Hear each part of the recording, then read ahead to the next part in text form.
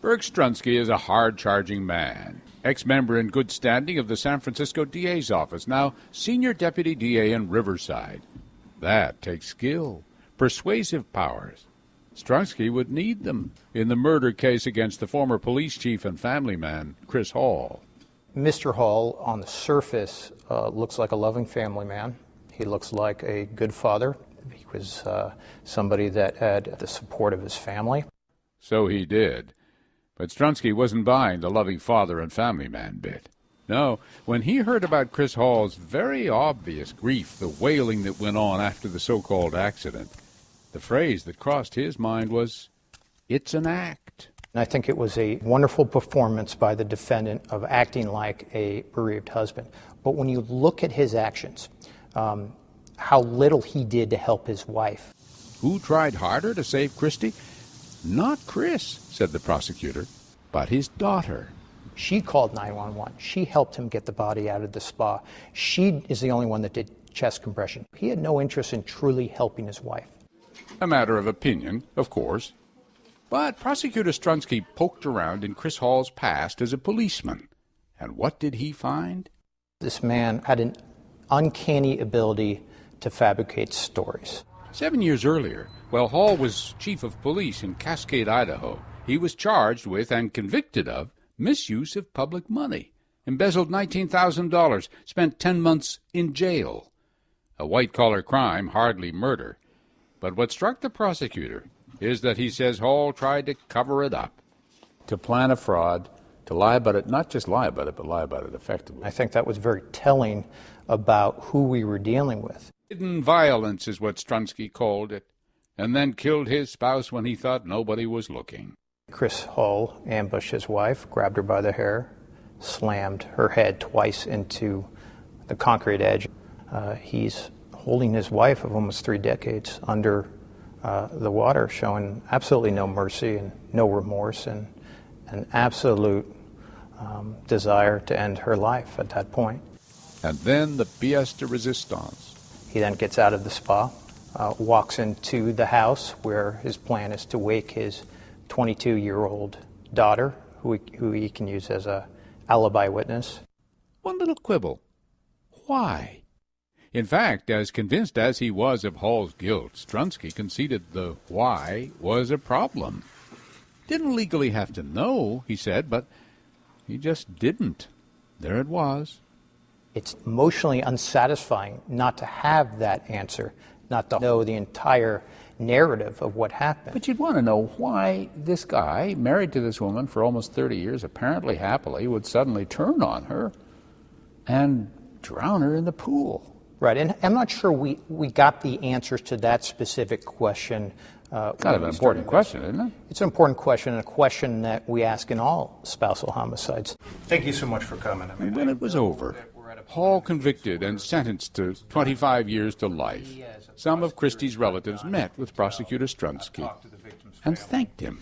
They wanted me to thank you for putting that guy away, because he's a murderer. Tonight on 2020, why was this respected church leader accused of her murder? We didn't have the murder weapon. We didn't have any forensic evidence. Was the wrong man facing jail? You know what happened. What happened to the preacher's wife? District Attorney Burke Strunsky knows he has little to work with. This was a completely circumstantial case. We didn't have the murder weapon. We didn't have an eyewitness. We didn't have any forensic evidence that directly tied Mr. Jarka to the actual murder itself. You believe that the fact that there was no blood on him was actually indication of guilt. Why does that not speak to innocence? Here, the blood was confined to the area of the killing itself, which means somebody prepared for the killing in some ways, had something to put the murder weapon in after committing the murder so that it wouldn't drip blood to other areas. So in court, Prosecutor Strunsky concentrates on what he does have. Lots of incriminating circumstantial evidence, beginning with what he considers his best witness, Kelly Jarka, in the interrogation room. Wire as far as foreclosure on the house. Here's another smoking gun. one of those laptops left behind is jammed with suspicious entries. Those searches give you a glimpse into the mind of a psychopath. The thought process that goes into even thinking about how many ways that he could kill his wife shows a demented resolve in planning to end Isabel's life.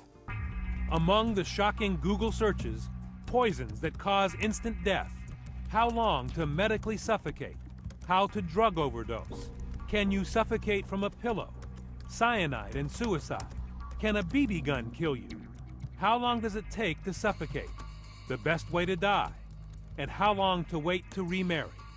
Chilling. I mean, what kind of calculated malignant mind is able to come up with this many unique ways to kill somebody? The prosecution strategy worked. Destroy the alibi and you destroy the defendant. Kelly Jarka, in his 10-hour interview that began 45 minutes after his wife's murder, was their best witness. He essentially presented, for me as a prosecutor, two possible stories. One, this is a burglary in which Isabel Jarka is killed, and two, the husband, Kelly Jarka, killed her. So if we could disprove that this was in fact a burglary, the only other option open at that point would be that Kelly Jarka was the murderer. The mother of Adrian Rios, the teen whose body burned in the backyard of his killer 2 years ago, came face to face with his murderer, Jose Campos, and it was all caught on tape. CBS 2's Rita Garcia has the video you won't see anywhere else. What happened afterwards is probably the most astonishing part of the case. How did these teenagers get so far from humanity? They cut up a body. It was November 15th, 2009. I'm not sure you can ever come up with a good motive for why one 17-year-old kills another 17-year-old. Or how the defendant, Jose Campos, had an appetite after. He's spotted here ordering at a McDonald's in Hemet, and his friend, 18-year-old Ivan Ruiz, paying for gasoline. In order to burn the body. So it really told you that there was absolutely no remorse. Prosecutor Burke Strunsky says Adrian Rios was only 17, shot dead in Jose Campos's bedroom. And later, under investigation, that teen would come face to face with the mother of his victim. You killed my son.